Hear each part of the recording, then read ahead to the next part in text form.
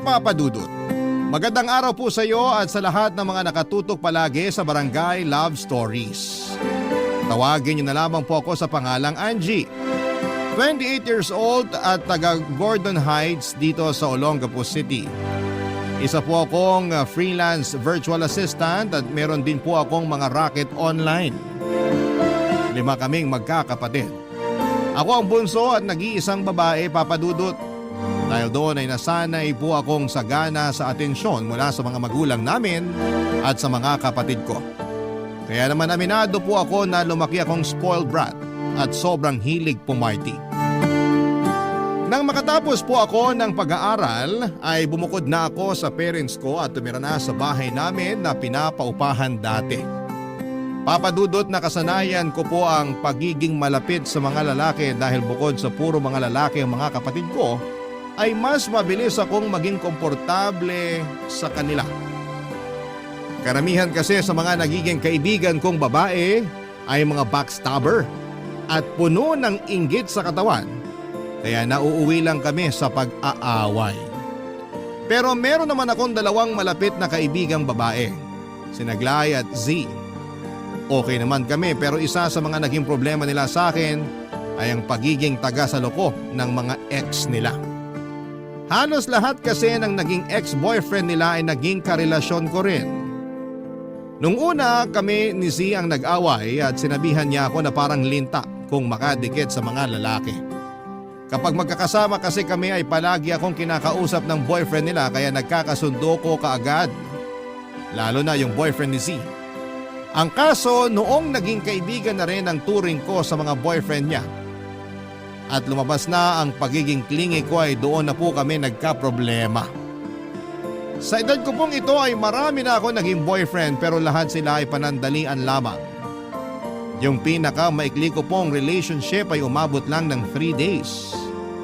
Lahat ng boyfriend ko na nakipaghiwalay sa akin ay iisa lang ang dahilan. Selos. Marami kasi talagang hindi tanggap at hindi nagugustuhan ang pagiging malapit ko sa mga lalaki.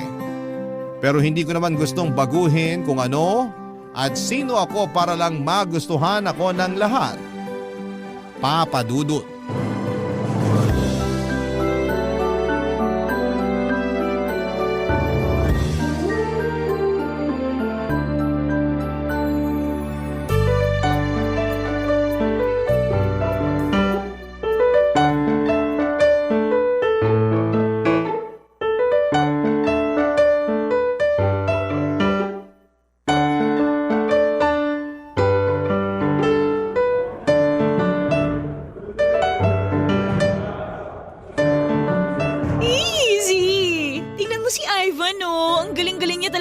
Basketball. Hoy, kilala kita.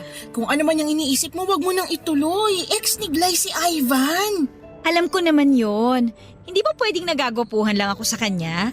At saka mukhang masaya siyang gawing tropa. Tropa? Sure ka bang tropa lang? Dakilang tagasalo ka nga ng mga ex, diba? Bunga nga naman neto. Kilala niyo naman ako, diba? Tsaka ano bang masama kung maging tagasalo ko ng ex? Ex na nga, diba? Hindi niyo na boyfriend. Unless lang na mahal nyo pa. Mahal o hindi, dapat hindi mo ginajowa yung mga ex namin. Di ka ba aware sa girl code? O kung di mo talaga alam, kahit simpleng respeto na lang. Wala pa kayang 1 buwan na hiwalay si Glay at Ivan? Girl, kapag nakipag-break ka sa isang lalaki, mag-move on ka na kaagad. Kadiri naman kung babalikan mo pa. Hindi ba mas kadiri kung maging tagasalo ng ex? Hindi. Kung wala na kayong feeling sa mga ex ninyo, hindi yon kadiri. Unless na bitter ka pa rin matapos nyo maghiwalay. Ay, kung di lang kita kilala, mapipikon talaga ako sa'yo. Pero girl maghunos dili ka naman. Alam mong hindi pa 100% na nakaka-move on si Glay kay Ivan. What if masaktan mo yung kaibigan natin sa gagawin mo? May kipagkilala pa lang naman ako kay Ivan. Tsaka huwag kang nga mag-alala kasi kakausapin ko naman si Glay. Kapag inamin niya na may feelings pa siya kay Ivan, di kakaibiganin ko na lang yung tao. Pero kung wala na silang chance magkabalikan, then landian mode is on. Ibang klase ka talaga. Tindi mo, girl. Malakas loob ko sa mga ganyang bagay. Kasi wala naman sa lahi namin yung nire-reject ng isang lalaki kapag kami na yung nag-first move. Wow, ang yaman mo sa confidence. Hindi lang confidence, pati sa ganda. Grabe, ang lakas ng hangin. Di ka ba nilalamig? Hindi lamig tong nararamdaman ko, no? Kilig, bes! Lalo na kapag nakakashoot si Ivan. Oh, grabe, ang gwapo niya talaga. Kakasabi ko lang na maghunos dili ka eh. Hindi uso sa akin maghunos dili, no? Konti na lang, lalaglag na yung panty ko dyan kay Ivan.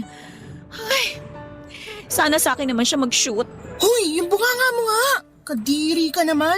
Wow, makapandiri ka, parang virgin ka pa. At least ako hindi nagpa-first move sa lalaki. Pero isang sabi lang, G ka kagad sa motel. Girl, huwag ka magmalinis kung kitang-kita yung dumi, okay? Ay, basta mas malandi ka. Salamat sa compliment. Kung kalandian lang din naman yung usapan, wala sa inyong dalawa ni Glay yung makakatalo sa akin, no? Girl, kahit di mo sabihin, alam na namin yon. As in, nakatatak na sa isip namin ni Glay. Grabe talaga kayo sa akin. Kaibigan niyo ba talaga ako? Same question para sa'yo nang ginawa mo yung mga ex namin. Ay, di ka move on, te. Nakakaumay ka, promise. Mas lalo ka mauumay kung di mo tatantanan kakajowa sa mga ex namin ni Glay. Kapag ikaw, sinaktan lang ni Ivan na yan, huwag kang iiyak sa amin, ha? Seryoso? Siya yung mananakit sa akin? Girl, baliktad yata. Yabang nito, mabuntis ka sana. Oy, protektado ako, no? Eh di ikaw na. Certified na malandi ka nga talaga. Laban na laban eh. Sayang yung ganda kung mabubulok lang. Kaya ikaw, lumandi ka na hanggat kaya mo. At ikaw naman, please lang. Uso rin lumandi responsibly. Pakinote. Ha? Diyan, sa kuting mo. Papadudot sa kabila ng mga paalala sa akin ni Z ay itinuloy ko pa rin ang pakikipaglapit ko kay Ivan. Ewan ko ba pero hindi ko talaga nakokontrol ang sarili ko kapag may natitipuhan akong lalaki. Nasa talking stage pa lamang kami noon ni Ivan ay na-fall na kaagad ako sa kanya. Alam ko naman na iisipin na naman noon ni Z at Glay na napakalandi kong babae pero sanay na ako sa mga naririnig ko mula sa kanila. Mas mahalaga sa akin na maging masaya dahil hindi ko naman alam kung hanggang kailan pa ako mag-i-exist dito sa lupa. Kaya naman kahit para sa iba ay hindi magandang tingnan ay hinayaan kong lumalim pa ang namamagitan sa amin ni Ivan. Dahil gusto ko talaga si Ivan ay sinadya kong patagalin ang panliligaw niya. Alam ko naman kasi na sa ganong stage ko lamang makikita yung full effort ng isang lalaki. Kapag naging kami kaagad ay mawawala na yung excitement at mabilis lang kaming mauumay sa isa't isa. Batid ko na marami ang pwedeng mainis sa akin kapag narinig na nila itong parteng ito ng kwento ko. Pero mas pinili ko po ang magpakatotoo na lamang dahil pinagdadaanan ko naman po talaga to bago ko naisipang ibahagi sa inyo. Hindi ko naman itinago na nagkikita at nagde-date na kami ni Ivan pero nang malaman yon ni Glay ay doon na po kami nagkaroon ng panibagong away. Nangyari na yon noon pero mas naging malala noong si Ivan na ang pinag-uusapan, papadudot.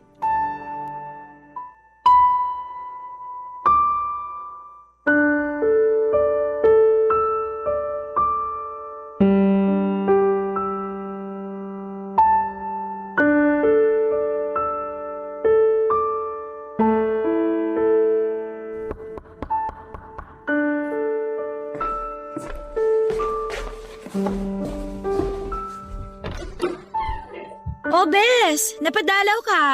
Mag-usap tayo. Pasok na. Lika, anong meron? Ngayon ka na lang pumunta dito sa bahay, ah. Alam mo kung bakit kita sinadya ngayon? Hindi ko yata natanggap yung memo. Kasi sumusobra na naman yung kalandian mo. Kalandian? Excuse me, may inagaw ba ako sa'yo? Oo, si Ivan. Wait. Hindi mo yata na-gets yung tanong ko. Ang sabi ko, sa'yo. Bes, hindi na sa'yo si Ivan. Nag-break na kayo, di ba? Hindi mo ba talaga naiintindihan yung girl code, ha? O sadyang hindi mo mapigilan yung pangangati mo? Bakit pa galit na galit ka? Huwag mo sabihin may feelings ka pa rin kay Ivan until now. Paano kung sabihin ko oo? Itanga ka akong ganun. Ngayon ka lang umapila kung kailan malapit ko na siyang sagutin. Sana kinumpronta mo na ako kagad nung nasa talking stage pa lang kami. Hindi mo naman siya mahal eh. Inaatake ka lang talaga ng sakit mong kalandian kaya lahat ng nagiging ex namin, nilalandi mo. Alam mo, nakakairita kayo ni Z. Pareho kayo ng mga linyahan eh. Wala na bang iba? Paulit-ulit na lang kayo sa kalandian issues niyo sa akin. Kilala niyo naman ako noon pa. Tapos ngayon, parang lagi na lang kayo nagugulat sa mga ginagawa ko. Kala ko ba tanggap niyo lahat sa akin nung kinakaibigan niyo ko ni Z? Yun na nga yung masaklap dun eh. Kaibigan yung turing namin sa'yo. Pero ang ending, para lang kaming nagpapasok ng ahas sa buhay namin. O baka mas tamang sabihin na para kang linta na dikit ng dikit sa mga ex namin ni Z. Clingy ako sa mga lalaki. Wala lang sa akin yun. Pero lahat ng ginagawa ko binibigyan nyo ng mali siya eh. Lahat na lang masama sa inyo.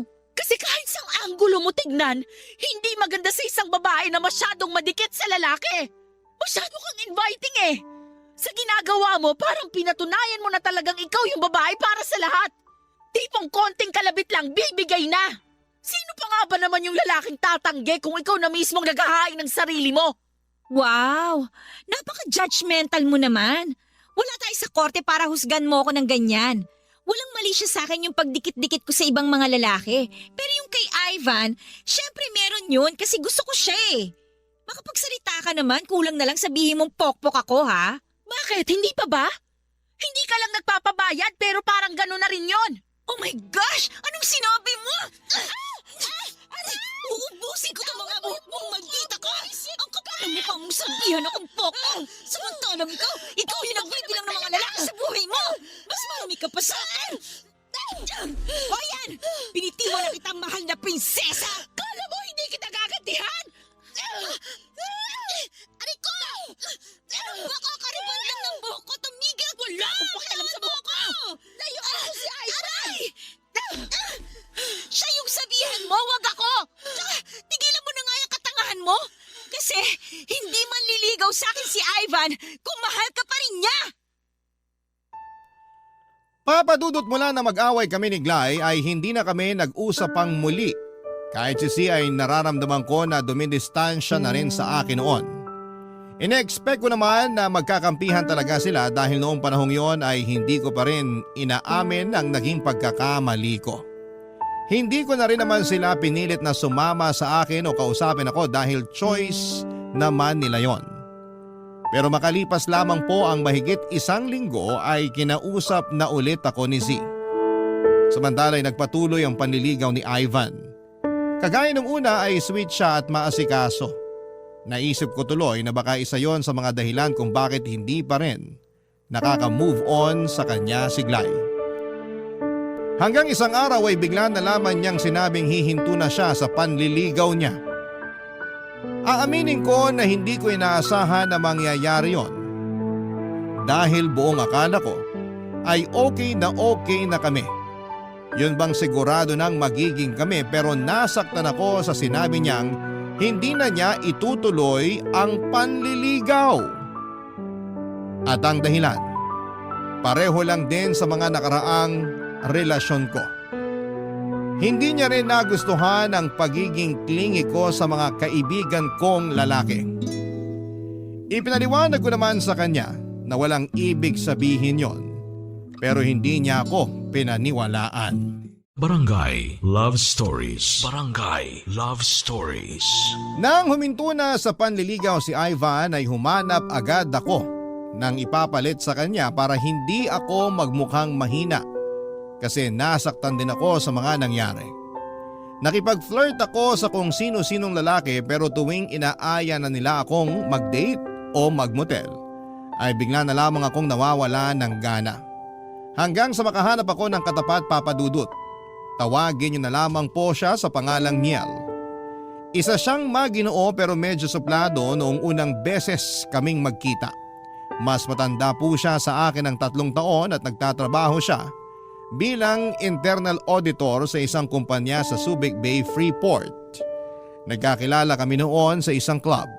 Nagkausap kami sandali at inalok ko siyang uminom Pero nasabi niyang hindi raw siya umiinom at may sinusundo lang siya roon. Nabitin ang pag-uusap namin noong gabing yon dahil hinahanap niya raw yung kapatid niyang lasing na lasing. Kaya hinayaan ko na lamang siya at hindi na nangunit pa. Pero bago niya ako iwanan sa pwesto ko ay sinubukan kong hingin ang pangalan niya sa social media o kahit number niya para magkausap pa kami ulit. Ang kaso nga lang Papa Dudut ay tinanggihan niya ako. Nagulat pa ako noon dahil first time kong maranasan at tanggihan ng isang lalaki. Siyempre napahiya ako. Hindi ko inisip pa na magkikita kaming muli. Papa Dudut, kaya ako naglasing ng gabing yon ay dahil pinag-iisipan kong kausapin kung kakausapin ko pa ba si Ivan at mag-apologize sa kanya. Obvious naman na ako yung may mali sa aming dalawa at doon na nga po ako nakapag-decide na kausapin siya. Pinuntahan ko siya sa kanila sa pagbabaka sakaling magkakaayos pa kaming dalawa, Papa Dudut.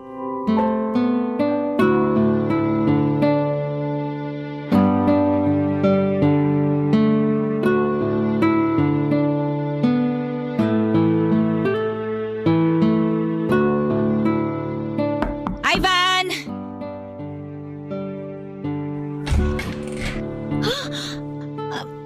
Ikaw?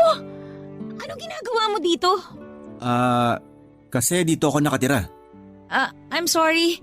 Hindi ko kasi alam na sa'yo pala tong bahay na to. Akala ko kasi… Ano bang sadya mo rito? Manghihingi ka pa rin ba ng number? Wala na tayo sa bar. Hinahanap ko kasi si Ivan. Gusto ko sana siyang makausap kung okay lang. Wala pa siya rito, pero pauwi na yon. Pwede mo naman siyang hintayin dito sa loob. Ha? Hindi na. Dito na lang ako sa labas. Para ano? Magmukha akong di nagpapapasok ng bisita? Ganon ba? Sorry. Sige na nga, papasok na ako. Gusto mo ba ng maiinom? Coffee? Tea? Oh, wag na. Okay lang ako. Hihintayin ko na lang si Ivan. Mag-usap na lang tayo habang naghihintay ka. Kaano-ano mo nga pala si Ivan? Kapatid ko siya. Kuya niya ako. Talaga? Wala kasi siyang nababanggit sa akin na may kuya pala siya. Boyfriend mo na ba siya? Hindi pa. Actually, naniligaw pa lang siya sa akin pero nagkaroon kami ng problema eh. Anong problema naman yan? Nagselos kasi siya sa mga lalaking nakakasama ko. Hindi niya nagustuhan yung pagiging clingy ko sa kanila. Kaya naman pala. Pero gaya nga ng lagi kong sinasabi, wala naman sa akin yun. Walang meaning yung pagiging clingy ko sa kanila. Gaano ka ba kaklingi? Mahilig ako yumakap. Lagi ko silang inaakbayan o kaya hinahawakan. Minsan pag nagkakasarapan ng biruan, kinukurot ko nipples nila. Ginagawa mo yun? Oo. Alam ko naman na hindi magandang impression mo sa akin. Siguro, iniisip mo rin na ang landi-landi ko, no? Pero okay lang, sanay na naman ako eh. Hindi naman sa hinuhusgahan kita. Maganda rin na nagsiset ka ng boundaries pagdating sa ibang lalaki. Lalo na kung hindi mo naman boyfriend. Kahit kaibigan mo pa sila, kung may boyfriend ka na, dapat may respeto ka pa rin sa pagitan nyo. Hindi natin hawak yung isip ng ibang tao. Kaya tayo na mismo yung mag-ingat sa mga ikinikilos natin. Sorry. Wala kang kasalanan sa akin, kaya hindi ka dapat sa akin nagsosorry. O sige, kay Ivan na lang. Kaya ka ba pumunta dito para mag-sorry sa kapatid ko? Ganun na nga. Sigurado ka bang mapapatawad ka niya? Mukha namang hindi ka sincere. Judgmental ka naman? Kung sincere ka, bakit ngayon mo lang naisipan na kausapin siya? Siguro naman nag-usap na kayo bago siya tumigil sa panliligaw sa'yo. Bakit hindi mo ba kinuha yung pagkakataon na yon para mag-sorry? Hindi man porke late ko nang na-realize yung pagkakamali ko hindi na ako sincere. Okay, sorry kung na-judge kita. Pero hindi pa rin kita gusto para sa kapatid ko. Ha? Narinig mo naman yung sinabi ko. Bakit? Kapag ba sinabi mo sa kanya na hindi mo ako gusto, hindi na siya makikipag-ayos sa akin? May tiwala siya sa mga desisyon ko. May girlfriend ka ba ngayon? Bakit mo natanong? Balak mo rin bang maging clingy sa akin? Hindi kita pipigilan. Nagtanong lang naman ako. Kung gusto mo talagang malaman kung may girlfriend ako, sige, sasagutin ko yung tanong mo. Wala pa. Okay. Wala ka ng ibang itatanong? Wala na. Kung matagal pang makakabalik si Ivan, siguro babalik na lang ako. Kung babalik ka rito, ako lang din yung makakaharap mo, kaya hintayin mo na lang siya. Akala ko ba klingi ka sa ibang lalaki? Bakit parang naiilang ka sa akin? Kasi syempre, kuya ka ni Ivan eh. O ngayon? Di ba, sabi mo nga, mag-set ako ng boundaries. Sinisimulan ko na yun ngayon. Papadudod parang tumalon ang puso ko nung time na yon nang biglang ngumiti si Miel. At yung ngiti na yon ay sinundan pa niya ng mahinang pagmumura na halos hindi ko na narinig. Hindi niya siguro akalain na gagamitin ko rin sa kanya yung sinabi niya. Natawa pa ako noon dahil ang cute niyang magmura. Sa itsura't galawan kasi ni Miel ay hatang may mataas siyang pinag-aralan at matino talaga siyang tao. Kaya natawa ako noong nalaman kong may ganong side din pala siya. Tungkol naman po kay Ivan ay nagkausap naman kami pero hindi naging malinaw sa akin kung may chance pa ba kaming dalawa. Pakiramdam ko tuloy noon ay kinokontrol lang ni Ivan ang nararamdaman niya para sa akin dahil kay Glay. At para malaman ko kung may feelings pa talaga siya ay naisip ko siyang pagsilosin. Linggo noon at wala akong pasok sa trabaho kaya in-invite ko si Miel na sumama sa amin ni Z sa isang resort.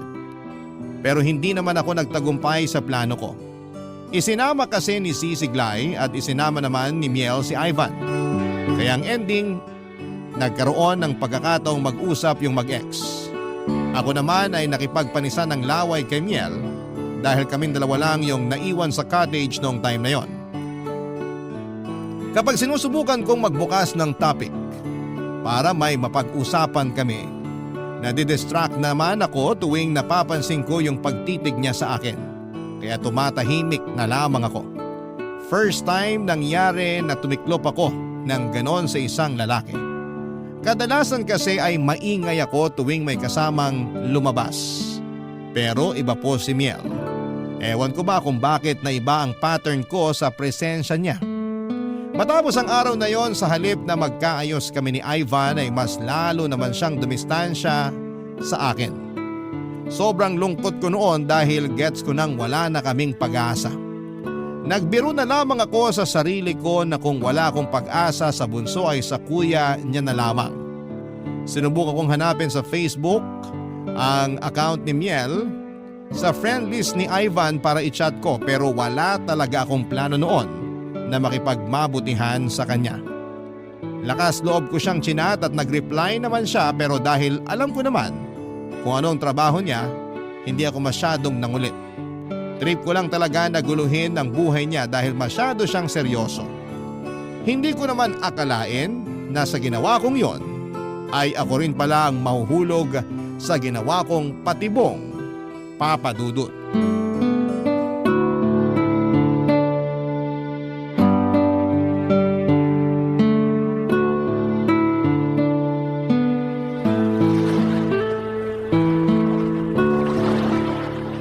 Ano bang ginagawa natin dito sa tabing dagat, Z?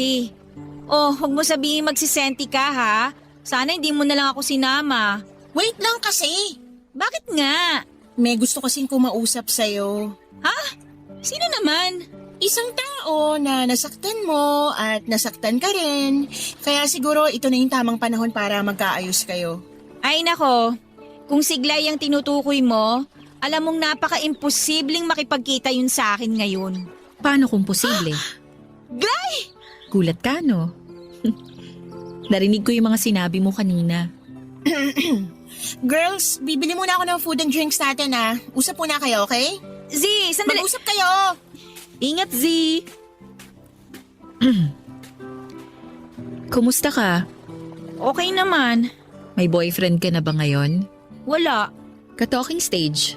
Hindi ko masasabing talking stage yun kung ako lang naman yung nag-i-initiate ng usapan. Okay. Si Ivan ba yon? Ha? Baliw. Tagal na namin hindi nag-uusap nun, no? Pero gusto kanyang makausap ulit. Paano mo naman nalaman? Sinabi niya sa akin. Alam mo di ko magets. Kwento mo na lang kaya lahat. Nag-usap kasi kami tungkol sa feelings namin sa isa't isa. Tapos inamin niya na confused pa siya ngayon. Paanong confused? Parang nagbago kasi yung isip niya nung huling beses kayong nagkausap. Na-realize niya na sincere ka naman daw sa mga sinasabi mo kaya gusto niyang magkausap ulit kayo. Angie, alam kong sobrang selfish ko sa sasabihin ko. Pero, pwede ba akong humingi ng pabor sa'yo? Kahit para sa pagkakaibigan na lang natin. Anong pabor yan? Kapag tumawag o nag-message sa'yo si Ivan, pwede bang wag mo na lang sagutin? At kung pwede, wag na wag ka nang makikipagkita sa kanya. Talaga ba, Glay? Aabot ka sa ganitong punto na magpapakadesperada ka para sa isang lalaki na hindi ka mabigyan ng assurance? Hindi mo kasi ako naiintindihan eh. Mahal na mahal ko pa rin si Ivan. At gusto kong ma-realize niya na mahal niya pa rin ako. Paano kung hindi? Ha? Eh di pinagmukha ka lang niyang tanga. Wala akong pakialam kahit magmukha pa akong tanga. Siya lang yung mahalaga sa akin ngayon. Kaya please, tulungan mo ko. Alam ko na kapag nagkausap kayo, malabo nang bumalik yung feelings niya para sa akin. Sure ako na ikaw yung pipiliin niya. Ang drama mo naman masyado. Hindi ko naman siya aagawin sa'yo, no? Hindi si Ivan yung lalaki na gugustuhan ko, okay? May iba na ako ngayon. Talaga? Sino? Eh, hindi mo na kailangan malaman kasi lalayuan ko na rin naman. Bakit? Basta. Ay, ikaw ha?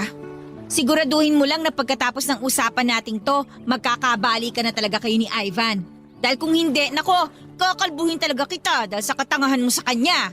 Oo, promise. Gagawin ko lahat para maging kami ulit. Thank you, Bes. Ang baduy mo, nakakainis. Ano ba yan? Oh, buti buhay pa kayong dalawa. Kala ko nagsabong na naman kayo eh. Kala mo lang yun. Eto nga pala yung binili kong pagkain natin. Salamat. Ang perfect ng dating mo, Bes. Okay na kami ni Angie. Pangmatagalan na ba yan? Baka sa susunod, magsabunutan na naman kayo dahil sa usapang ex. Hindi na ex yung type ko ngayon, no? Ang kaso, parang ang hirap niyang basahin.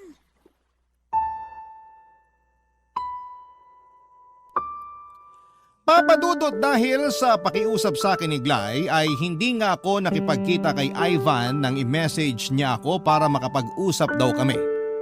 Hindi ko na pinansin ang messages na blinak ko na rin siya sa Facebook at Messenger. At dahil kapatid niya si Miel ay hindi na rin ako nagchat-chat sa lalaking yon, kagaya ng ginagawa ko noong nakaraan pa. Gusto ko na po kasing putulin lahat ng connection ko kay Ivan para wala nang dahilan na magkita pa ulit kami. Pagkatapos kong pagbigyan ng hiling ni Glay ay bihira na rin kaming magkita kaya hindi ko na alam kung ano nang estado ng relasyon nila ni Ivan. Si Z naman ay busy na rin sa mga ganap niya sa buhay kaya hindi na kami nakakapagkwentuhan gaya ng dati. Tuwing naaalala ko si Miel ay naaalala ko rin yung mga pagkakamaling nagawa ko. Lalo na doon sa parte na akala ko ay walang masama sa pagiging clingy ko sa mga lalaki. Sinubukan kong intindihin ang pinupunto ng mga kaibigan ko at na-realize ko na kung ano yung matagal na nilang ipinapahiwatig sa akin. Nakikipag-usap at nakikipagkita pa rin naman ako sa mga kaibigan kong lalaki pero hindi na ako dumidikit at dumilingkis sa kanila gaya ng ginagawa ko noon. Hindi na rin po ako naghanap ng lalandiin dahil parang bigla na lamang ako nawala ng gana sa ganong mga bagay. Nag-focus na lamang po ako noon sa trabaho ko. Isa pa ay hindi ko naman naging problema si Miel dahil noong panahon na yon ay 2 linggo na rin siyang hindi nagpaparamdam sa akin. Na-realize ko na baka hindi nga talaga siya interesado sa akin at napipilitan lamang siyang mag-reply dahil sa kakulitan ko. Medyo nasaktan ako kasi bukod sa parang napalayo na ako sa mga kaibigan ko, ay namatay din yung katiting na pag-asang may papatol pa sa akin na matinong lalaki, Papa Dudut. Barangay Love Stories. Barangay Love Stories. Papa Dudut, lumipas ang 2 linggo na hindi ko nakikita o nakakausap si Miel. Hindi ko nga po maintindihan yung nangyayari sa akin noong time na yon dahil makapal naman po talaga ang mukha kong magpapansin sa mga lalaki. Yun bang hindi ko po sila tinitigilan hanggat hindi ko nakukuha. Pero iba po si Miel. Parang nahihiya akong gawin yon sa kanya. Pakiramdam ko kasi ay mapapahiya lamang ako kapag ipinilit ko ang sarili ko sa isang matinong lalaki na kagaya niya. Habang lumilipas sa mga araw ay doon ko po unti-unting nare-realize na hindi na basta paghanga lamang ang nararamdaman ko sa kanya. Siguro kung liligawan niya lamang ako at hihilingin sa akin na huwag nang maging clingy sa mga lalaki ay gagawin ko po talaga. Parang willing akong gawin lahat para i-please lamang siya. Aaminin ko na nami-miss ko na si Miel noong time na yon. Pero para kay Glay, nagtiis na lamang ako. Nabalitaan ko kasi kay Z na okay na ulit sila ni Ivan. Baka kapag naging malapit kami ni Miel sa isa't isa at magkita kami ulit ni Ivan ay hindi yon magustuhan ng kaibigan ko. Bukod sa trabaho ko ay ginugol ko yung atensyon ko noon sa paghahanap ng mabibiling lupa na pwede kong pagtayuan ng bahay. Pero syempre lupa pa lang ang kaya kong hulugan buwan-buwan. Yung para sa bahay, pinagpaplanuhan ko pa nung time na yon. Sa sobrang pagod ko nga po noon sa maghapon ay gabi na ako nakauwi. At pagdating po sa bahay, hindi ko akalain na makikita ko roon si Miel na nakasandal sa may pinto na parang hinihintay akong dumating. Papa Dudut.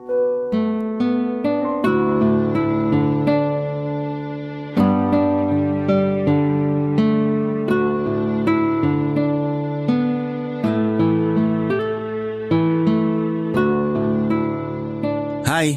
Oh, anong ginagawa mo rito? Kanina ka pa ba? Medyo pero okay lang. Hinintay talaga kita para makausap. Para saan naman? Halika, pasok ka. Sa loob na tayo mag-usap. Salamat. Hindi ka na kasi nagme-message sa akin. Galit ka ba? Bakit naman ako magagalit? Baka kasi nagtampo ka nung wala akong paramdam ng 2 linggo? Bakit naman ako magtatampo? Hindi mo naman ako girlfriend. Puka. Salamat. Pero gusto ko pa rin mag-sorry. Sobrang busy ko lang talaga. Alam mo naman kapag audit season, di ba? Alam ko, kaya nga hindi na kita inabala eh. Nakakahiya rin kasi. Hindi mo naman kailangang mahiya. Okay lang naman sa akin kung magme-message ka. Magre-reply naman ako kapag may oras pa ako na magbukas Gawin mo na lang yun sa magiging girlfriend mo. Hindi ko alam kung ready na siya para sa ganon. Baka kasi kailangan muna namin na mas kilalanin pa yung isa't isa. So, may pinopormahan ka na? Oo. Maganda ba siya? Oo naman. Tsaka sweet din. Sobrang sweet. Ah, ganun? Eh bakit gusto mo pa rin na mag-message ako sa'yo? Ano yun? Kailangan mo ng reserba? Masyado kang special para maging reserba lang. Dapat nga itrato ka na parang fairy tale princess eh. Kaya kung magpapaligaw ka, piliin mo yung totoong lalaki. Yung kaya kang panindigan kahit makita pa yung mga bagay na hindi maganda sa'yo. Malabo na ako makahanap ng ganyang lalaki. Alam mo naman yung naging past ko, 'di ba? Sure ako na nakwento na yun sa'yo ni Ivan. Tingin nila sa akin, kalad-karing babae ako. Paano kung may magkagusto sa'yo na kabaliktaran ng sinasabi mong ugali mo? Sabi ko nga 'di ba, malabong mangyari yun. Never mangyayari na may magkakagusto sa akin na kagaya mo. Oh, bakit natatawa ka? Wala. Ang cute mo kasi sumagot. Ay nako, ang sabihin mo natatawa ka sa mga sagot ko. Mas natutuwa siguro. Hindi kasi ako naniniwala sa sinabi mo na walang matinong lalaki na magkakagusto sa'yo. Maniwala ka man o hindi, isang beses pa lang ako nagka-girlfriend. Sinubukan ko namang makipaglandian noon sa ibang babae pero hindi ko kayang tagalan kaya tinigilan ko na lang. Hanggang sana sanay na lang ako na mag-isa. Mas na-enjoy ko yung ganun. Pero nagbago lahat yon nung may makulit na nag-chat sa akin. So, may iba pang nagchat-chat sa'yo bago ko. Wala. Ikaw pa lang yun ang ulit sa akin ng ganon. Sinungaling. Sa gwapo mong yan, wala pa nagme-message sa'yo? May mga nagme-message na rin naman noon pero alam ko kung paano sila patigilin. Ah, kaya pala hindi ka na nagparamdam sa akin kasi gusto mo na rin akong patigilin. Okay na. Gets ko na. Ang bilis mo namang magtampo. Sabi ko nga 'di ba, naging busy lang ako. Tsaka kung may balak akong patigilin ka, bakit kita pupuntahan ngayon dito? Ewan ko, hindi ko alam. Nandito ako kasi namimiss kita. Marami pa akong kailangan tapusin pero hindi ko na matiis na hindi ka puntahan. Baka kasi bigla ka na lang mawalan ng gana sa akin. At ayokong mangyari yon. Papadudot, para po ako noong bulating binudbura ng asin sa sobrang kilig ng sabihin ni Miel na nami-miss niya ako. Ganon po ako karupok sa kanya. Noong nagpatuloy yung usapan namin ni Miel ay hindi ko talaga magawang alisin sa kanya yung mga mata ko. Halos ma-memorize ko na pati ang pagbuka ng bibig niya tuwing nagsasalita siya. At sa kaloob-looban ko, nagwawala na ang puso ko dahil sa saya. Sa kabila ng pagiging flirty ko, yun pa lamang ang unang beses na nakaramdam ako ng ganong katinding kilig para sa isang lalaki. Kaya naman noong time na yon ay sure na ako na hindi lang talaga basta paghanga ang nararamdaman ko para kay Miel. Noong gabing yon ay inamin sa akin ni Miel na gusto niya ako. Kinuha pala niya kay Sia ang address ng bahay ko, kaya alam niya kung saan ako pupuntahan. Hindi nga nagtagal ay nanligaw na rin siya sa akin, Papadudot. Bala ko rin sana siyang pahirapan noon, kagaya ng ginawa ko kay Ivan.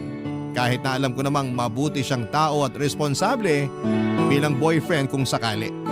Gusto ko pa rin siyang kilalanin ng lubos dahil sakaling maging kami na, gusto ko siya na yung huli kong maging karelasyon. Hindi ko nga po alam pero kapag nakikita ko siya ay nagiging malinaw sa akin yung future ko na siya na talaga yung makakasama ko hanggang sa pagtanda. Kahit kasi sobrang busy niya ay hindi niya ako nakakalimutang kumustahin. Naglalaan siya kahit kaunting oras para makausap ako.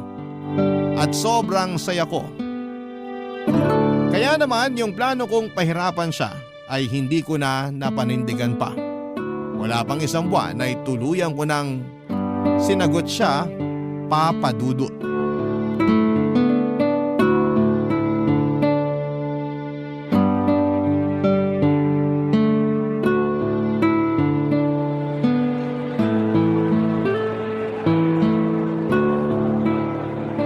Buti naman nakipagkita ka na ulit sa akin, Z. Kala ko kasi susumpa mo na ako eh. Bakit ko naman isusumpa yung kaibigan kong bumabait na ngayon? Paano mo naman nasabi? Una, yung ginawa mo para kay Glay. Tingnan mo ngayon. Sobrang saya na ng frenny natin. Okay na sila ni Ivan. Happy na siya. Ikaw ba? Kumusta ka na? Eto, flirty pa rin. Baka nga kailangan mo na akong i-coach eh. Sira ka talaga. Uy, bes, wait lang ah. CR lang ako saglit. Babalik din ako. Okay, sige. Maglalakad-lakad lang ako dito. Sige, hanapin na lang kita mamaya. Ay, nako. Mukhang magmo-moment muna ako ngayon ah. Pwede ba ako sumama sa pagmo-moment mo? Babe! Nagulat ka ba? Siyempre! Kala ko ba may trabaho ka?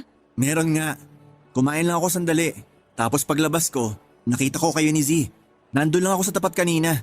Yung kaibigan mo nga unang nakakita sa akin. Kilala mo na talaga siya ha? Ilang beses mo na rin kasi silang nakwento ni Glay. Tsaka marami kang pinakitang pictures yung tatlo. Ay, oo nga pala. Pwede ko bang hawakan yung kamay ng girlfriend ko? Lakad muna tayo rito. May 15 minutes pa ako. Okay. Tsaka hindi mo naman kailangan magpaalam kapag hahawakan mo yung kamay ko. Kahit girlfriend na kita, hihingin ko pa rin permiso mo sa mga gusto kong gawin. Pero sa'yo na ako, di ba? Yung puso mo lang yung sa akin. Pero yung sarili mo, ikaw lang nagmamay-ari niyan. Lagi mong tatandaan yon. Kaya hindi porket boyfriend mo na o kahit asawa mo na, pwede nang gawin lahat ng gusto sa'yo. Ikaw palagi yung magdidesisyon para doon, okay? Ikaw talaga? Gusto ko lang naman na makipag-holding hands sa'yo habang naglalakad tayo pero pinangaralan mo na kaagad ako. Yung totoo, boyfriend ba kita o kuya? Wag na wag mo akong tatawagin kuya, baka magwala ako. Hindi, biro lang. Pero ikaw, kung ano yung tingin mo sa akin, okay lang naman. Basta alam ko na girlfriend kita, makakatulog na ako ng mahimbing.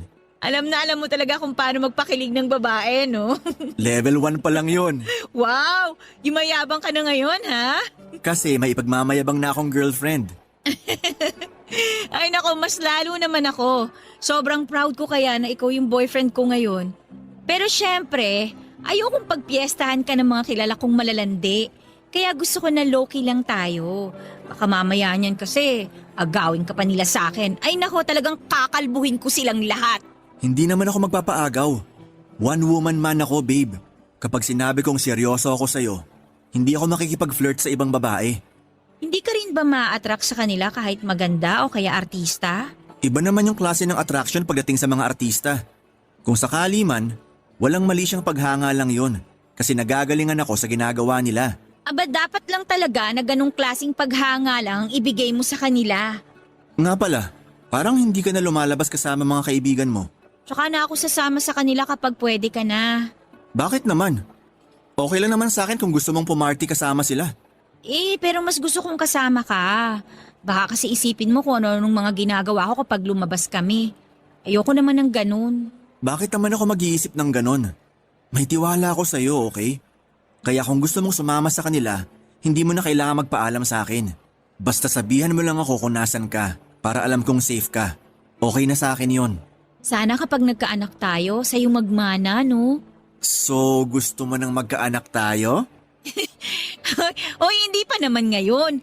Tsaka hindi pa ako handa para sa mga ganyan. Ang gusto ko lang ngayon, yung mas marami tayong oras na magkasama.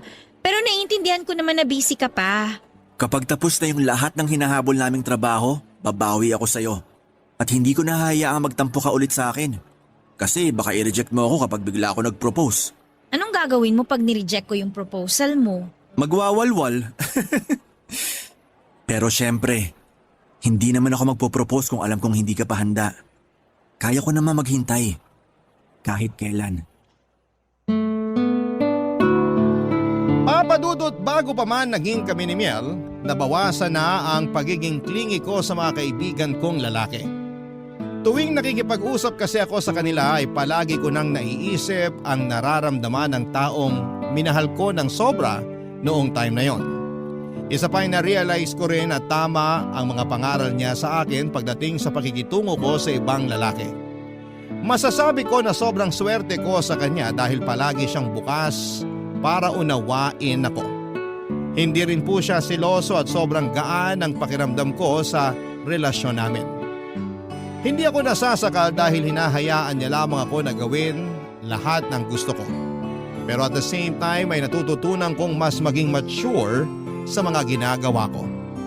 Noong ipinakilala ako ni Miel sa mga magulang niya ay hindi ko inaasahang magugustuhan at matatanggap nila ako. Inudyukan pa nga nila kami na magpakasal na pero alam ko rin naman noon na marami pang pangarap si Miel na hindi pa natutupad. Kung ako naman ang tatanungin ay handa na ako ng time na yon. Sakaling hiningi ni Miel sa akin na magkaroon na kami ng anak. Sa ngayon ay engaged na kami ni Miel, nag-propose na po siya sa akin. Last month lang po, kaya naman sobrang saya ko habang sumusulat sa inyo. Sana'y maranasan din ng mga single ninyong listeners na makahanap ng matinong lalaki, kagaya ng fiancé ko. Hanggang dito na lamang po Papa Dudut at wala po akong ibang masasabi kundi ang maraming salamat dahil nabigyan po ako ng pagkakataon na maibahagi ang kwento ko sa programa ninyong nangunguna pa rin sa aming mga puso. Taos-pusong pasasalamat din po sa Barangay LS na siyang dahilan Papa Dudut. Kaya naman marami pa kaming napapakinggang mga magagandang kwento na mula sa inyo at mula sa inyong mga masusugid na mga tagapakinig. Hanggang sa muli Papa Dudut, maraming salamat again. Ang inyong forever kapuso at kabarangay, Angie. Kapag nagbigay tayo ng pagmamahal sa ibang tao ay madalas na hindi na tayo naghihintay ng kahit na anong kapalit mula sa kanila. Lalo na kung ang pagmamahal na ito ay para sa ating pamilya. Ang sulat na ating babasahin ngayon ay pinadala ng ating kabarangay na si Rina. Isang masipag at butihing kapatid at tiyahin. Nang magtrabaho sa abroad, ang kanyang kuya Ronald ay naiwan sa kanyang pangangalaga ang kanyang pamangkin na si Joy. Si Joy na nagbigay ng saya at kulay sa kanyang mundo mula nang ituring niya ito na parang anak niya na rin. Pero nang bumalik sa Pilipinas ang kanyang kapatid kasama ang bago nitong kasintahan, kinailangan niyang ibalik sa pangangalaga nito ang pamangkin niya na tinuring niya ng tunay na anak. Kakayanin ba ni Rina na mawalay sa kanya si Joy? Ano nga bang magiging karapatan niya sa anak ng sarili niyang kapatid?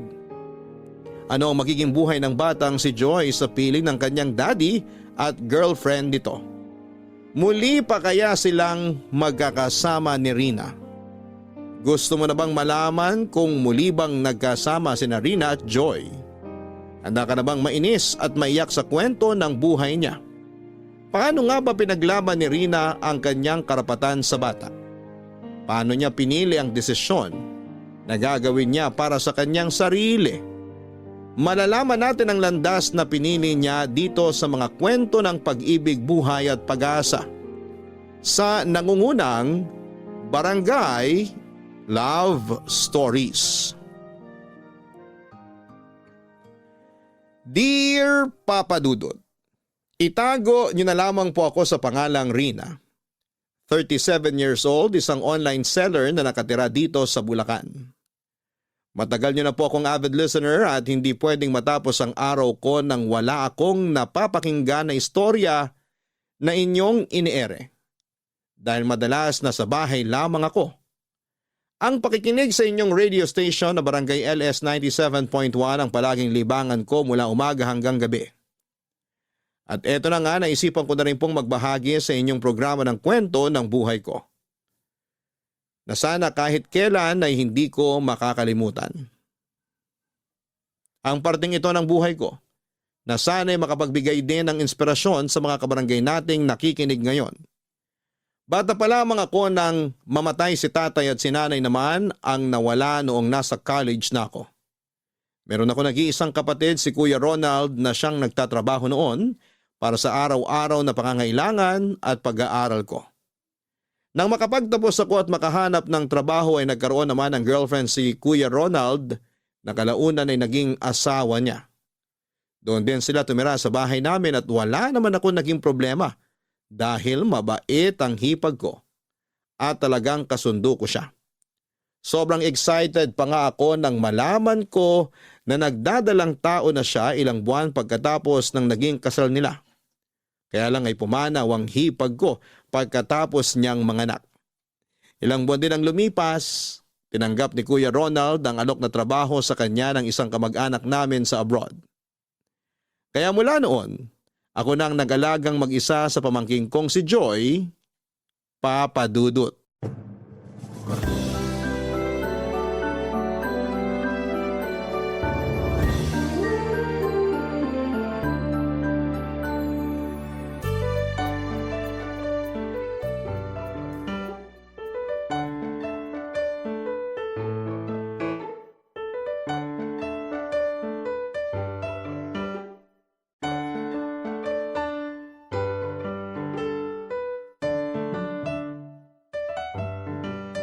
Sa wakas, nakatulog na rin ang pamangkin ko. Ano kayang pwedeng maluto para sa merienda namin mamaya? Siguro pancake na lang na may strawberry syrup kasi favorite niya yun. Sige, yun na lang iluluto ko Besh? mamaya. Besh, andyan ka ba? Ano ba naman to si Josh? Besh! Ganitong oras talaga ng siesta kung pumunta Besh, dito sa bahay. Alam kong nandyan ka sa Ang loob. lakas pa ng boses. Buksan mo na tong door. Pabuksan ko na nga ng pinto at baka magising pa si Joy. Nasusunog na yung beauty ko. Please! Sino ba naman kasing may sabi na pumunta ka ng ganitong oras dito sa bahay ko? Ay, finally, binuksan na rin ng mahal na Reyna ang pintuan ng kanyang palasyo. Ay, hindi pala mahal na Reyna kasi wala pa nga palang hari na kasama dito sa bahay. Che, pumasok ka na nga bago ka pa matusta dyan kasi ang taas ng araw oh. Sa true yan. Kaya nga ilang patong ng sunscreen ang nilagay ko sa balat ko bago ako lumabas ng bahay namin kanina. Tara muna dun sa kusina kasi prepare ko yung mga gagamitin ko na pangluto ng pancake.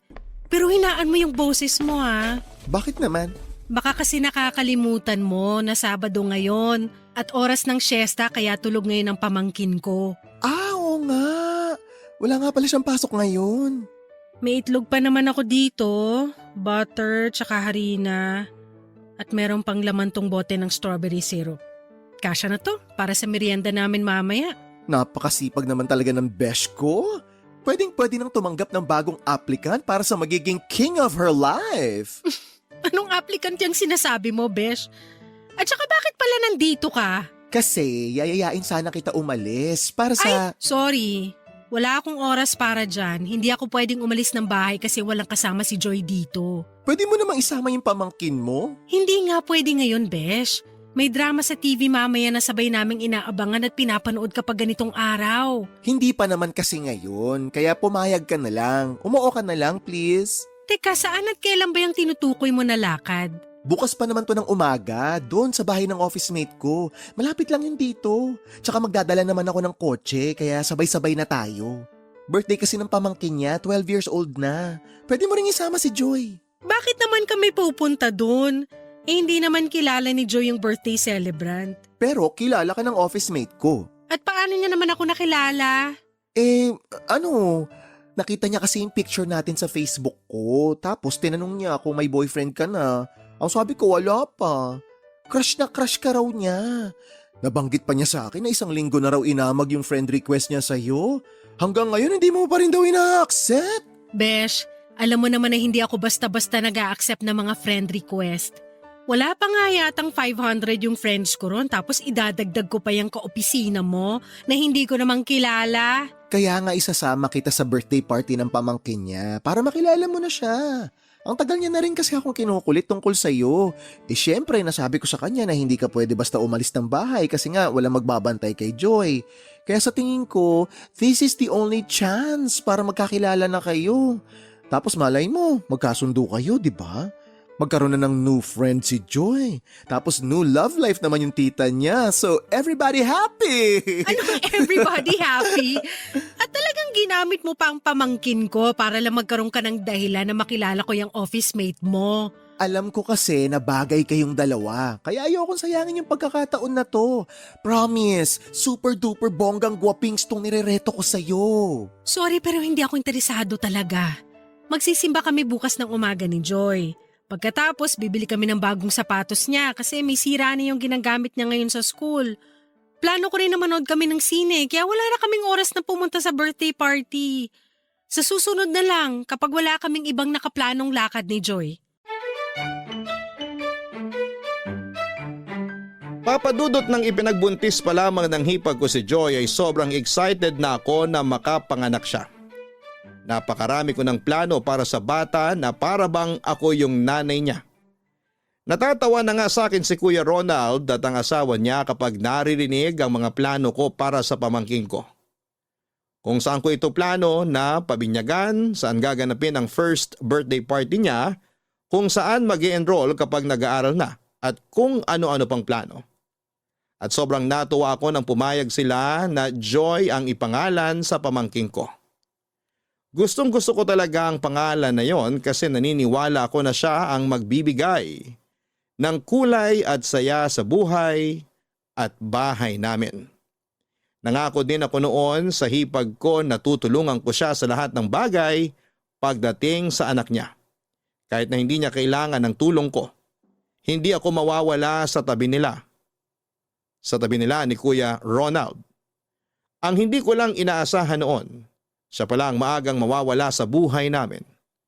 Kaya mula nang pumanaw ang hipag ko at mahawakan ko ang pamangking kong si Joy, nangako ako na gagawin ko ang lahat para mapunan ang pagmamahal na hindi na maibibigay ng tunay niyang ina, Papa Dudut.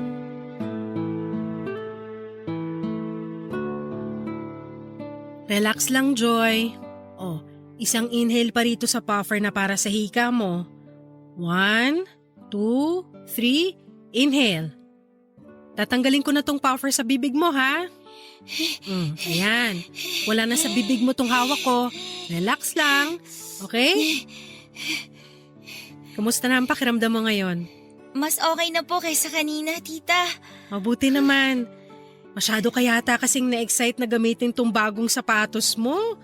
Tumakbo ka pa talaga kanina ng ilang beses mula sa kusina hanggang dito sa sala. Tinitingnan ko lang po kung totoong matibay itong sapatos na nabili natin.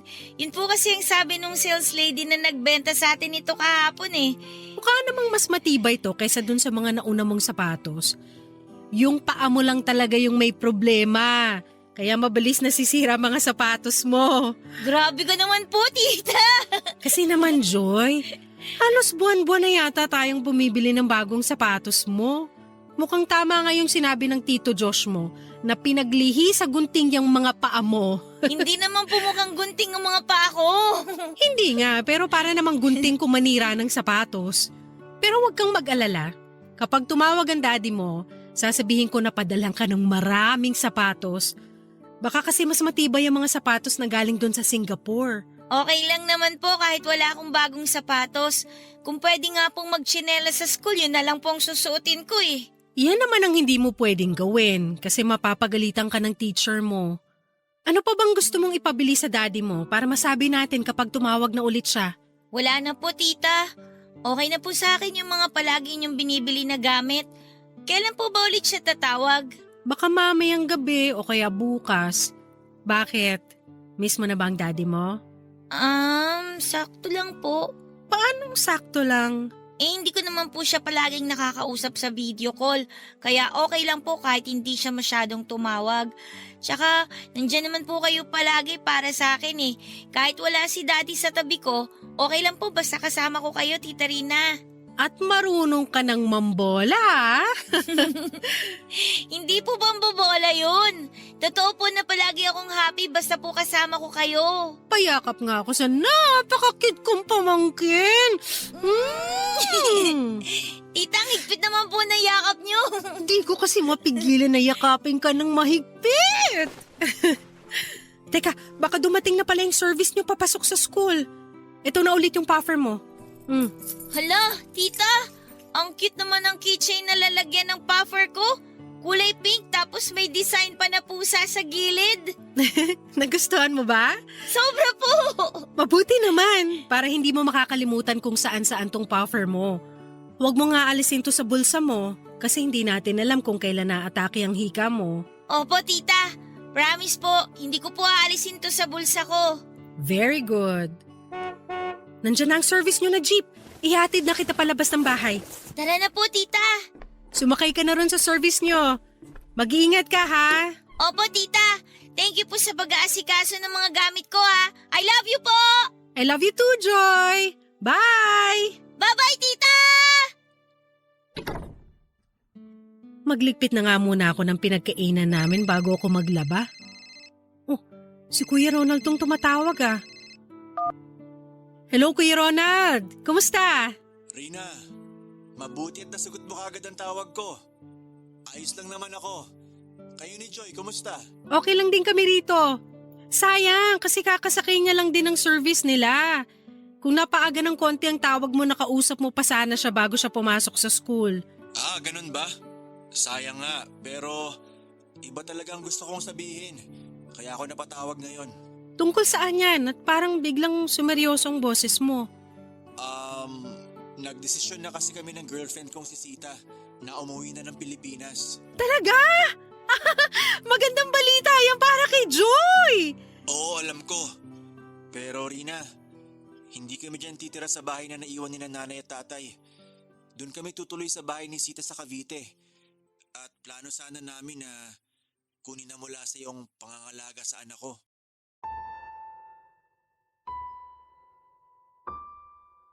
Papadudod pagkatapos mailibing ng hipag ko noon ay ilang linggo pa ring nagluksa si Kuya Ronald. Wala siyang ibang ginawa kundi ang magkulong sa kwarto nilang mag-asawa. Kaya ako na rin talagang nag-aalaga noon kay Joy at aaminin ko na hindi naging madali para sa akin ang bagay na yon. Akala ko nga ay handa na talaga ako pero nag-iiba pala lahat ng plano. Kapag nandyan na yung bata, parang nagbaback to zero lahat ng mga bagay na pinaghandaan ko. O siguro kasi, ang inaasahan ko noon ay 3 kaming magkakasama sa pag-aalaga kay Joy pero ako na lang pala ang matitira noon. Ganun pa man ay pinilit ko pa rin kayanin ang lahat. Kasi walang ibang aasahan noon ang pamangkin ko, kundi ako lamang. Mabuti na lang at kahit papaano ay nagsimulang bumalik ang sigla ng kapatid ko. Tinutulungan niya na ako sa pag-aalaga kay Joy. At nang magdesisyon siyang magtrabaho sa abroad ay nag-decide na rin akong mag-resign sa trabaho ko. Doon ko sinimulan ang pagiging online seller para palaging nasa bahay lamang ako. At nang umalis na nga si Kuya Ronald para magtrabaho sa abroad, ay doon ko na mas lalong sinimulan na paikutin ang mundo ko sa pamangking kong si Joy, Papa Dudut. Papa Dudut, masasabi ko na maswerte ako kasi lumaki na mabait, matalino, malambing at sobrang mapagmahal na batang pamangkin kong si Joy.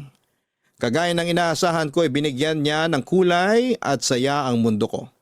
Kaya siguro hindi na rin ako naghangad noon ng pansariling kaligayahan kagaya ng love life kasi sapat na yung nakatuon lang ang atensyon ko sa kanya. Ilang manliligaw din ang binasted ko noon kasi pakiramdam ko.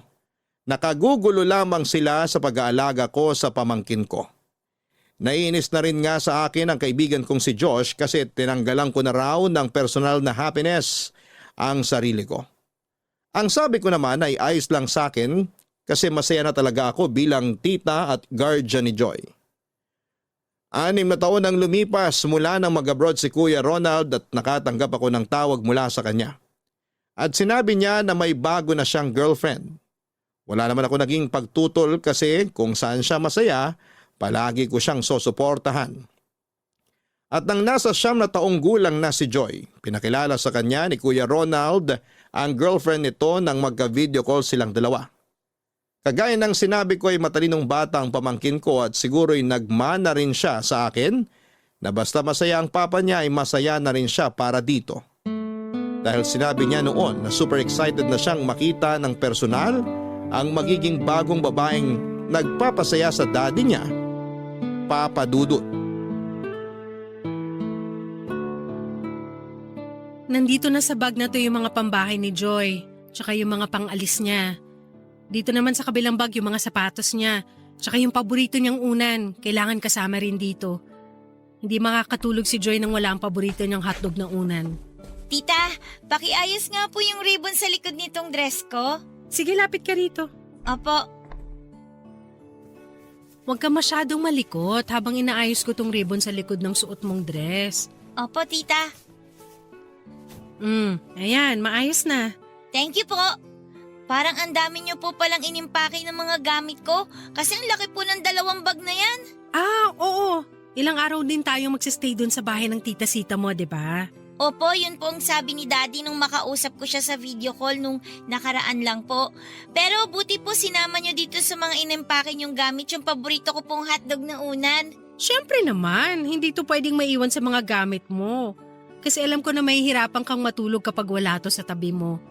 Tama po kayo. Yan po talaga yung laging nasa pagitan ng hita ko kapag matutulog ako. Kaya nga itong isa sa pinakauna kong nilagay dito sa malaking bag mo. Excited ka na ba makita ang daddy at tita Sita mo? Sobrang excited po. Pati nga po dun sa bahay ni Tita Sita kung saan tayo magbabakasyon. First time ko po makakarating ng Cavite. Matagal na rin akong hindi nakapunta ron.